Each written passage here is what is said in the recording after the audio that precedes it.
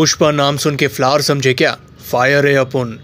এসব জনপ্রিয় ডায়লগ মাথায় নিয়ে আমি কেএফসিকে ডান দিকে রেখে সরাসরি চলে গিয়েছিলাম শিয়ালদা স্টেশনের 1 নম্বর প্ল্যাটফর্মের দিকে, যেখানে আমি দেখা পেয়েছিলাম পরোটাওয়ালার, না রাজুদার নয়, তবে ফোন বার করতেই উনি বললেন প্লিজ আমাকে ক্ষমা করে দেন। কি আর করবো, কোনো কারণ ছাড়াই ওনাকে ক্ষমা করে আমি ট্রেনে উঠে পড়লাম।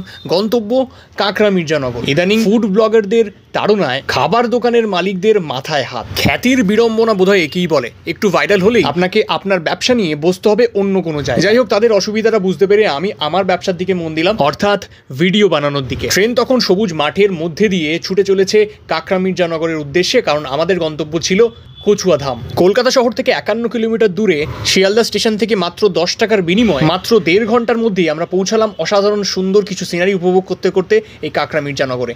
নেমেই খানিকটা রিল্যাক্স হওয়ার পর আমরা সরাসরি চলে গিয়েছিলাম কচুয়াধাম মন্দিরের উদ্দেশ্যে, কারণ সেখানে রয়েছে আমার আপনার সবার প্রিয় বাবা লোকনাথ।